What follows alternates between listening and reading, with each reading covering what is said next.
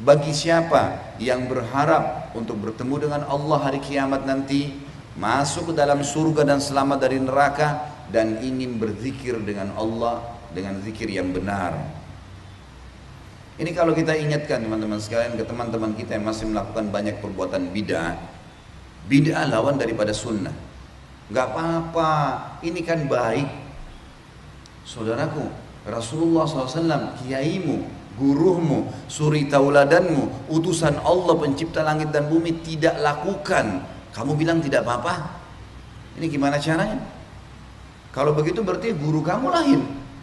Karena semua muslim dari suku manapun harus gurunya satu orang saja. Nabi Muhammad SAW, lalu kenapa harus ada perselisihan? Kadang-kadang dibumbuhi lagi dengan hadis-hadis palsu. Ikhtilaf ummati rahmah, perselisihan umatku adalah rahmat. Ini dusta, nggak pernah ada hadisin dari Nabi SAW. Masa Nabi suruh kita berselisih? Sementara dalam hadis yang lain sahih riwayat Bukhari, riwayat Muslim, hadis sahih kata Nabi SAW, orang mukmin seperti tanaman yang saling merapat satu sama yang lain. Orang mukmin seperti satu jasad, kalau luka sedikit maka seluruh tubuhnya demam. Hadis yang sahih mendukung kita untuk bersatu. Hadis yang palsu menyuruh berselisih. Mana yang harus diikutin? Ini enggak apa-apa, berselisih pendapat enggak masalah. Subhanallah, wahyu jelas. Apa kata Nabi SAW waktu beliau sebelum meninggal? Taraktu fikum amran, ma in tamassaktum bihima lan tadillu abada, kitabullah wa sunnati. Saya akan meninggal nih, kata Nabi SAW, saya tinggalkan buat kalian dua pedoman utama. Kalau kalian berpegang teguh pada keduanya, kalian tidak akan pernah sesat. Kata ulama, sesat, berselisih, menyimpang, saling musuh-memusuhi tidak akan pernah terjadi kalau kalian berpegang pada itu. Kata Nabi SAW, kitabullah wa sunnati, ikuti Al-Quran dan sunnahku.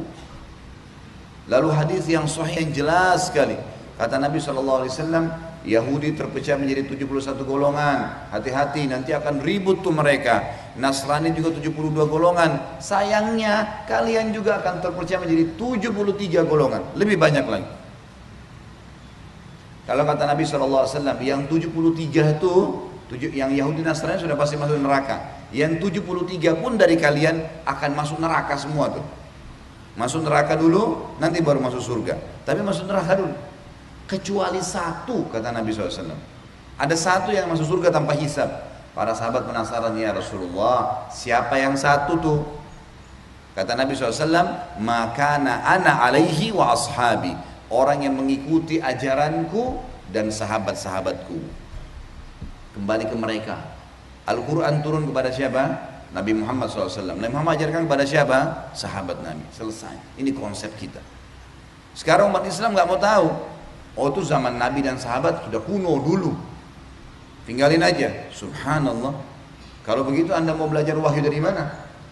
Kalau mau buat ajaran silakan. Muncul Ahmadiyah, muncul liberal, muncul ini. Semuanya dasarnya penolakan terhadap landasan awal agama. Sudah jelas. Mau jaluri silakan. Nabi SAW sudah ingatkan. Ini bukan perkataan saya. Semuanya masuk neraka tuh. Kecuali satu. Yang berpegang pada apa yang saya ajarkan dan sahabat-sahabat saya. Sudah cukup. Pelajari dari Nabi SAW, bagaimana pendapat sahabat, kembangin. Udah. Itu saja. Sekarang banyak orang subhanallah lebih pintar daripada Nabi Muhammad SAW. Kenapa saya bilang begini? Ada sebuah buku saya tulis, judulnya Kiaiku Muhammad, Kiai Anda siapa? Untuk meluruskan banyak pemahaman. Banyak di Indonesia ini kiai-kiai, ustadz-ustadz, siapalah julukan mereka, melakukan perbuatan-perbuatan dalam Islam yang baru. Nggak ada. Di generasi awal Islam nggak ada. Nggak Nabi contohin, nggak sahabat contohin. Mereka ngarang-ngarang. Ditanya, kenapa Anda lakukan itu?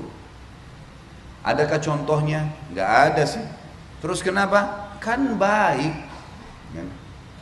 Kan bagus. Kan ini syiar. Alasan beragam macam, 1001 alasan dicari. Bukannya, oh iya, tidak ada landasan. Tadi ingat hadis Nabi, dua pedoman, Al-Quran dan Sunnah. Ada landasannya nggak? Ada ayatnya nggak? Ada hadisnya nggak? Pernah disampaikan nggak? Nggak ada. Mereka sendiri ngakuin nggak ada. Baik, kenapa dilakukan? Bagus, baik, gitu kan? Syiar. Ini berarti sama saja dia mengatakan, maaf Rasulullah, saya lebih ngerti daripada anda. Loh, Rasulullah SAW gak contohin terus dia mau kerjain gimana nih?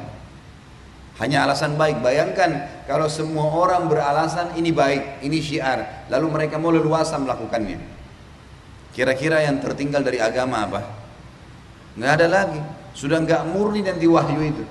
Padahal ingat sabda Nabi tadi awal saya sebutkan, dua pedoman. Kalau kalian berpegang teguh pada keduanya, tidak akan pernah sesat, tidak akan susah. Ini Nabi waktu mau meninggal disampaikan sallallahu alaihi wasallam. Kitabullah wa sunnati. Ingat Al-Quran dan sunnah. Ustadz, kiai, habib, siapapun depan anda kalau menyampaikan sebuah, ini lakukan ini ya, menyampaikan sebuah hukum, tanya, ada ayatnya, ada hadisnya, ada contoh nggak? Kalau ada kerjain, silakan. Kalau nggak ada, untuk apa dibumbu-bumbuhin nih? Untuk apa? Dengan alasan syiar. Banyak yang disunnahkan yang bisa kita syiarkan. Banyak. Pada hari ini banyak muslimin yang merayakan hari lahir Nabi SAW. Diingatkan, Nabi tidak pernah contohin saudaraku. Nabi gak pernah ngerayakan hari lahirnya.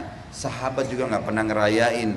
Dan munculnya tahun 230 Hijriyah nih. Di zaman kerajaan Fatimiyah dirayakanlah. Mereka punya 6 macam maulid waktu itu. Maulidnya Nabi Muhammad SAW, Hasan, Husain, Fatimah, Ali, dan juga raja mereka. Dan sampai sekarang di Iran masih dilakukan tuh. Mereka berfaham Syiah.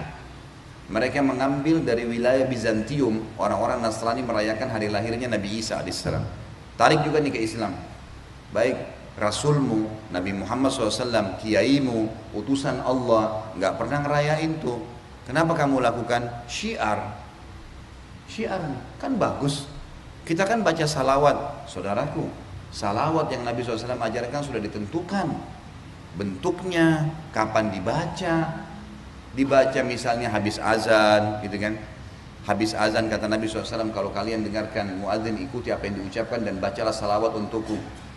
Kalau kita baca, begitu ingin membaca doa, membaca bismillah, atau alhamdulillah, wassalatu wassalamu ala rasulillah, menutup doa, masuk masjid, keluar masjid, ada tempat-tempat yang sudah ditentukan. Pada hari Jumat disuruh perbanyak, sudah ada, syiarkan tuh. Yang sudah Rasulullah SAW ajarin, syiarkan, silakan. Jangan syiarkan sesuatu yang anda karang-karang nih. Kadang-kadang kalau diingatin tersinggung. Nih, Wahabi nih. Ini aliran sesat nih. Subhanallah. Dikatakan kembali kepada Rasulullah, kalian mengatakan ini sesat, ini garis keras. Kita sedang menjaga masjid nih, kita jaga bangunannya. Jangan ada yang coret ya. Ini panel listrik di sini, ini pencet. Ini ruangan khusus pengurus, jangan masuk ya.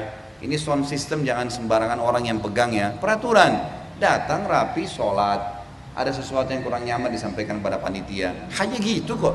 Untuk jaga kemurnian Islam, semua ya, direntet dalam sejarah Nabi SAW dan para sahabat, terutama Khulafaur Rasyidin, masa kejayaan Islam berjaya pada saat itu karena berpegang pada Al-Quran dan sunnah Nabi Muhammad SAW.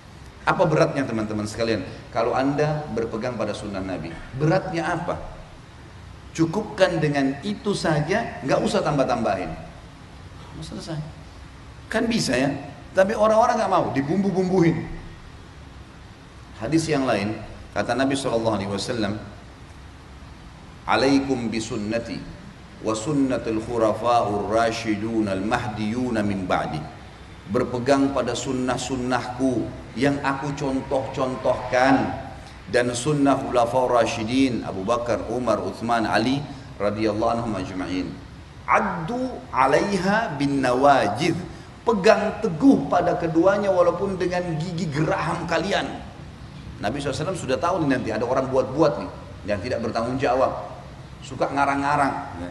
Kata Nabi, berpegang teguh walaupun dengan gigi geraham kalian.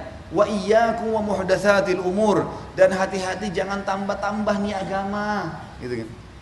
Fa inna kulla muhdatsin bid'ah, semua yang ditambah-tambah itu perbuatan baru dalam agama. Wa bid'atin dhalalah, perbuatan baru pasti membawa pelakunya pada kekeliruan. Kenapa keliru? Kenapa sesat? Karena tidak ikutin panduan wahyu. Allah maunya A, B, C, D, kerjain ya. Tinggalkan Z ya, dan seterusnya. Ini nggak boleh. Baik, sudah ada jelas panduannya. Enggak, datangkan yang lain. Nggak bisa, nggak akan ketemu. Anda kerja di perusahaan, pimpinan perusahaan bilang, Senin pakai baju putih, Selasa pakai baju kuning, Rabu pakai baju hitam. Datang jam 7 pagi, keluar jam 5 sore. Ada pegawai datang, Senin pakai baju hitam. Rapi, tapi baju untuk hari Rabu tuh. Diingatin nggak mau gimana? Keluarin. Nggak diterima, nggak ada gaji, nggak ada pekerjaan. Bangkang dengan peraturan perusahaan. Itu baru peraturan perusahaan, apalagi peraturannya Rabbul Alamin, Tuhan alam semesta. Kenapa sih sekali lagi kalau kita berpegang pada sunnah Nabi SAW, cintai beliau dengan setulus-tulusnya, pertahankan agama ini apa adanya, kan cukup. Bapak Ibu sekalian, yang diperintahkan saja oleh Nabi SAW sudah luar biasa, padat. Ya. Kalau mau yang panjang pun ada yang panjang. Pas bangun azan subuh, ada namanya sunnatul fajr antara azan dan subuh. Kemudian ada sholat fajr. Kemudian ada sunnah Nabi SAW duduk sampai syuruk berzikir pagi. Syuruk ada sholat 2 rakaat, pahalanya sama dengan haji dan umrah, sempurna, sempurna, sempurna. Istirahat sebentar, ada duha. Dari 2 rakaat sampai 12 rakaat. Baik, setelahnya istirahat sebentar ada duhur. Qabliyah duhur 4, duhurnya 4, ba'diyah duhur 4. Sebentar istirahat, ada qabliyah asar 4, ada asar 4 rakaat, ada zikir sore. Nah, tidak ada ba'diyah habis asar. Sebentar istirahat ada maghrib, qabliyah maghrib 2, maghribnya 3, ba'diyah maghribnya 2. Sebentar istirahat ada qabliyah isya 2, ada isyanya 4, ada ba'diyah isya 2. Sebentar istirahat tahajud 8 rakaat dan 3 rakaat witir. Situ kembali lagi ke azan subuh. Ada waktu nih untuk buat-buat ibadah lain. Ini baru yang ini nih, belum kita bicara zikir yang Nabi SAW ajarkan, baca Al-Quran, jenguk orang sakit, mengurus jenazah, ya, bakti dengan orang tua, hadir di majelis ilmu. Ada banyak perintah Nabi SAW yang jelas dalilnya. Kerjain itu, rutinkan sampai mati, insya Allah masuk surga. Terus ngapain nambah-nambah nih saudaraku? Ini kadang-kadang kalau diingatkan, wah ini garis keras, wah ini begini, wah ini begitu. Subhanallah, kami pasti akan ingatkan Anda. Kenapa? Karena kalau dibiarkan menjadi penyebab datangnya bencana umum. Ini bahaya nih.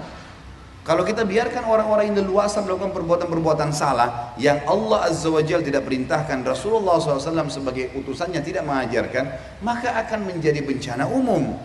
Berbahaya kalau datang.